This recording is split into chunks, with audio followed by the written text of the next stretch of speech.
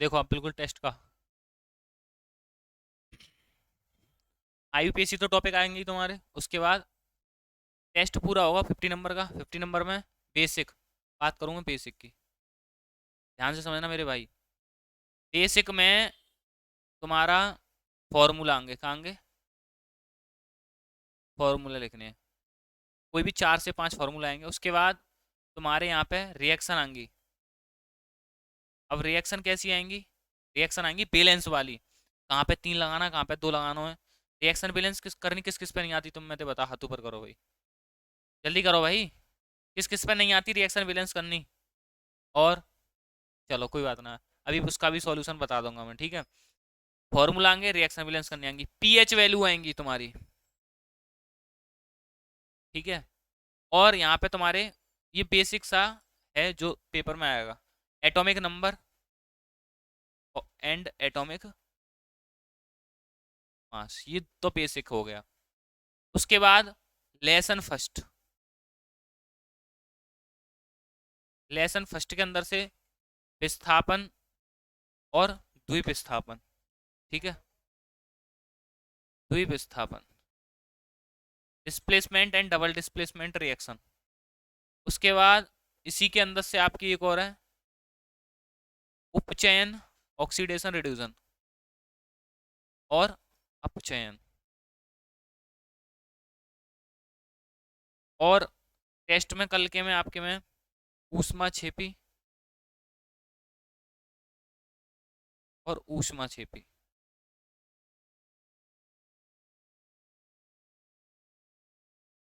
ठीक है। यहाँ से फिर आगे जो मिक्स में थोड़ा सा मिक्स पॉइंट में बता दे रहा हूँ तुम्हें, ठीक है। एसिड, बेस और salt, metal and non metal, यहाँ प्रॉपर्टी वगैरह कर लेना उनकी। एसिड बेस साल्ट के अंदर से जो यहाँ पे जो कल के टेस्ट के लिए सफिशियंट है ना, वो एक दो चीज और बता दो जो तो उन्हें तो अच्छी जरूरत कर ली है, बिल्कुल पुख्ता, एकदम बेहतरीन। चौकी बात है, तुम्हें अच्छे नंबर मिल जाएंगे टेस्ट में। देखो POP, plaster of Paris, formula तुम्हें पता ही होगा इसका, CaSO4.12H2O। और जिप्सम इसका डबल हो जाता है, CaSO4.2H2O। ये किसका फॉर्मूला हो जाता है फिर? जिप्सम का।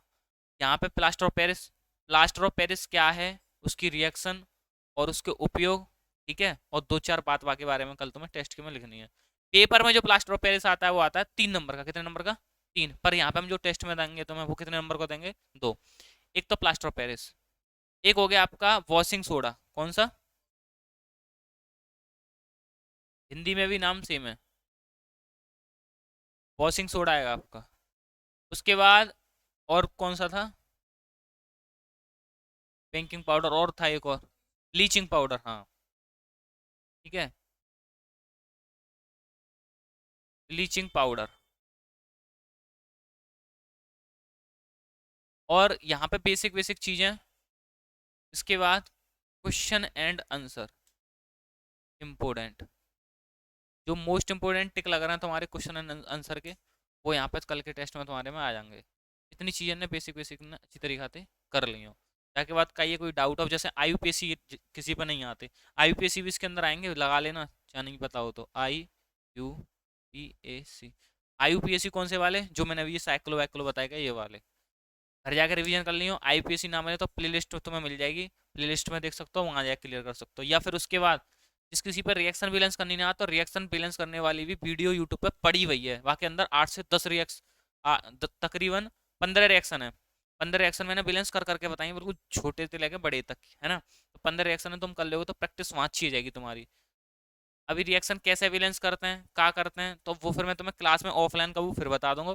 पर अभी यूट्यूब पर कौन सी वीडियो है वो लिंक मैं तुम्हें बता दूंगा, उस वीडियो की लिंक भेज दूंगा नंबर पे व्हाट्सएप पे, तो वहाँ जाके देख लियो। इतनी थी बेसिक बेसिक सी चीज़ें हैं। उसके बाद ऐसा कोई बच्चा नहीं होना चाहिए जिसका काम कंप्लीट ना हो, सबका वर्क कंप्लीट होना चाहिए 3 चैप्टर तक।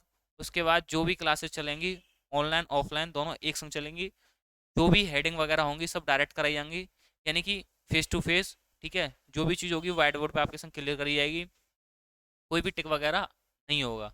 जिससे कि सारी, चाहे हम देखो 4 लाइन पढ़ें, पढ़ना हमें शिद्दत और लगन के संग है। ये ना है कि हम गए स्कूल और ट्यूशन या कोचिंग जहाँ पे भी पढ़ रहे हैं, 2-3 पेज मैथ के बल्ला है, 2-3 पेज साइंस वाइन ने, इंग्लिश वाइन मैडम ने भरवा दे, और तुम कॉपी बंद करके घर पर हो। मैं तो ये करूँ, ज्यादा मत पढ़ो, पेज मत भरो। चाहे 4 लाइन लिखी, 4 लाइन लिख के समझ के बढ़िया तरीका से क्लियर करो उन्हें। समझ में तो आए। भर तुमने ले 3-4 पेज, समझ में तुम्हें कछू ना आ रहा। और बच्चा वही में खुश रहता है जो टीचर पेज ने भरवा हुआ है। और जो टीचर समझाता है ना, तो जो बालक जो कहता रहे, जो टीचर तो समझा ना रहे, केवल कॉपी पे लिखाई पे लगा पा रहे हैं। तो मेन चीज़ समझो। अभी तो टारगेट सेट कर लो अपनो भाई, मैं तुम सबंती कह रहा हूँ ये चीज़ है, तभी कुछ है सकता है तुम्हारा, नहीं तो बिना टारगेट सेट करे तो भैया कछू ना है। अपनो एक मोटो सेट करो कि हमें छुट्टी पर भी आ रही है, अभी और मेहनत करनी है, क्योंकि पेपर टाइम पे। यहाँ पे सुनो, अभी तुम्हारा अप्रैल चल रहा है, मई, अप्रैल मतलब कि पूरा फिनिश हो गया मई, ठीक है। अब बात करो मई से लेके बात करूँ फरवरी तक की। जून जुलाई अगस्त सितंबर अक्टूबर और नवंबर दिसंबर, ठीक है। मोटे मोटे 6 से 7 महीना है तुम्हारे पास, क्योंकि हमें सिलेबस भी कंप्लीट करना है, उसके बाद सिलेबस का रिवीजन भी करना है, टेस्ट सीरीज भी लगानी है, कंप्लीट करना। तो मेरे हिसाब से ना ये भी टाइम बहुत कम है। और तुम क्या सोच रहे हो, भाई तो मई चल रही है, अरे हम तो जुलाई तक मेहनत करेंगे या भाई। अभी जब तक जुलाई तक मेहनत ना कर रहे, अभी जैसे जुलाई लगेगी या जुलाई निकल जाएगी या आवेगी अगस्त, तब ते पढ़वो ढंग से चालू करेंगे। पर ये चीज़ गलत है। जो बच्चा पेपर से पहले जितना अच्छा सिलेबस कंप्लीट कर लेगा, जितना ज़्यादा सिलेबस कंप्लीट कर लेगा, जितना ज़्यादा रिवीजन कर लेगा, जितने ज़्यादा टेस्ट लगा लेगा, उसका उतना ही फायदा है। पेपर टाइम पे उसको कम मेहनत करनी पड़ेगी। एक चीज़ ध्यान रखियो तुम सब, तुम्हें ये भी बात पता है कि जो रास्ता में ईंट पत्थर पड़े हुए हैं, देखे होंगे तुमने, रास्ता में ईंट वगैरह पड़ी रहते हैं। अभी हम जब निकले हैं तो ईंट ने रास्ता में पड़ी हो तो पैरंते ऐसे करके साइड में फेंक देते हैं, फिर बाकी हम क्या समझते कोई बैलून है। और जैसे ही तुमने देखी होगी मंदिर में थान वगैरह रखे होते हैं, तो उन्हीं उन्हीं ईंटन के ही होते हैं वो। वहां जाके हम जय हो, गंगा जल चढ़ाते हैं, प्रसाद बांटते हैं, भाई थान बाबा है, चामड़ मैया है पत्थर की, या वो बाबा हैं, फिर उनकी पूजा कर रहे हैं। ईंट वही है और ईंट वो भी है, फिर ऐसा सोचो, क्योंकि बाकी वैल्यू बढ़ गई, काय में रखवे थे, मंदिर में रखने थे ईंट की। तो ऐसी हमारी वैल्यू कैसे बढ़ता है पता हो तुम्हें, सिलेक्शन थे। अगर हमें अपनी वैल्यू बढ़ानी है समाज के अंदर हमें अपनी वैल्यू बढ़ानी है, तो वो सिर्फ और सिर्फ हमारे सिलेक्शन से बढ़ सकती है।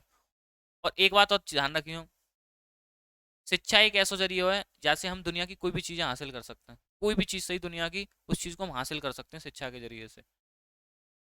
कहावत भी बड़ी अच्छी है कि रास्ते में पड़े पत्थर को कंकड़ कहते हैं, और फिर उसी पत्थर को उठा के शिवालय में रखते हैं तो फिर उसी को संकर कहते हैं।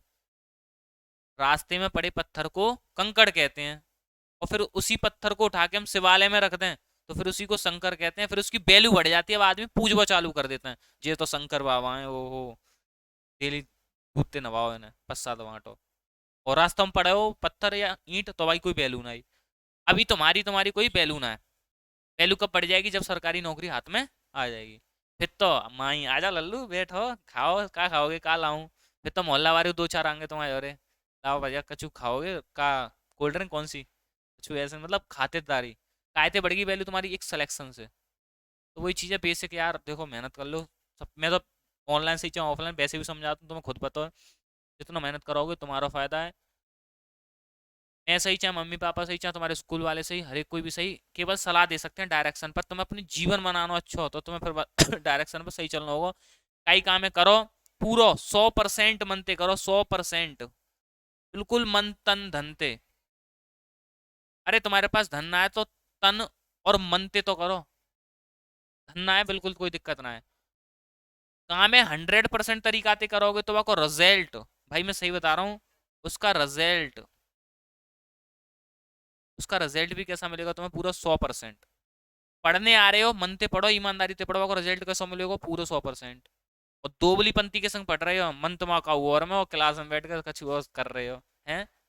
अभी ऐसे ये हमारा सो रहा है क्लास में प्रियांशु। तो वही चीज़ है, कई काम है करो शिद्दत लगन के संग करो, रिजल्ट अच्छा आएगा। और अभी से मेहनत करोगे तभी कुछ होगा, कल के ऊपर निर्भर रहोगे, जुलाई से मेहनत करेंगे, ऑफलाइन ऑनलाइन करेंगे के, वो पढ़ने आएगा हमारे संग तो हम जब भी पढ़ेंगे, वो पढ़वे आएगी तो वही के संग चलेंगे। ये चीज़ें खत्म कर दोगे तो बढ़िया है, नहीं तो फिर कछू नहीं आ सका तुम्हारो। स्कूल में कभी कोई टीचर सिलेबस कंप्लीट करा के नहीं दे सकता है, this is my challenge for your paper.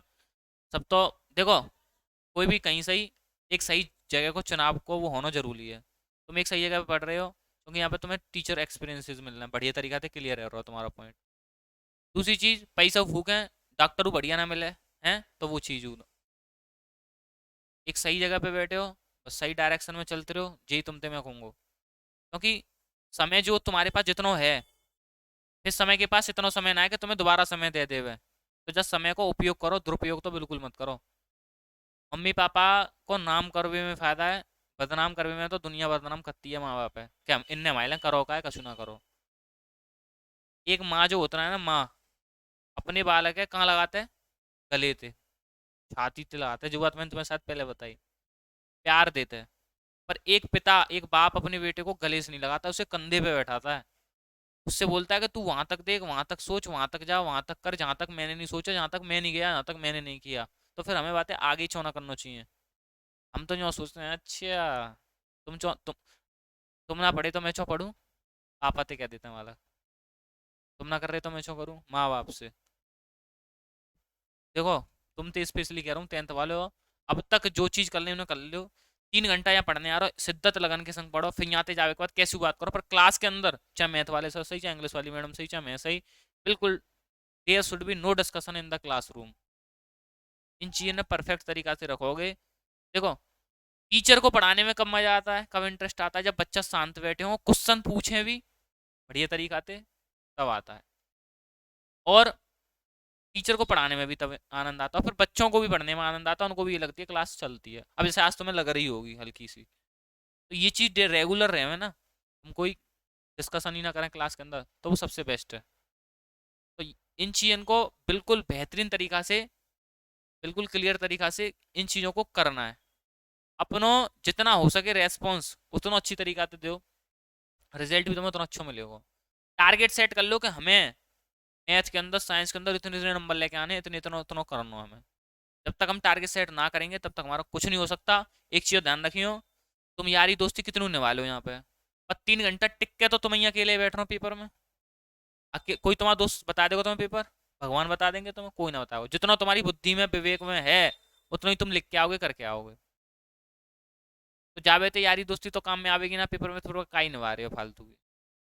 ऐसे ऐसे बच्चे वो होते हैं, ऐसे ऐसी लड़की होते हैं, ऐसे ऐसे लड़का होते हैं, दूसरे को तो नुकसान करते हैं, खुद घर पे बैठ के मेहनत करते हैं, और फिर जब आपको रिजल्ट आता है अच्छा, तो पढ़त तो इतना हमारे संग डोलते हैं, और रिजल्ट अच्छो कैसे आया, वो नकल मिली होगी भाई, जबकि वो दूसरे को नुकसान करवा रहा हो, खुद घर पे बैठ के मेहनत करता है। ऐसे ऐसे बच्चे भी हैं।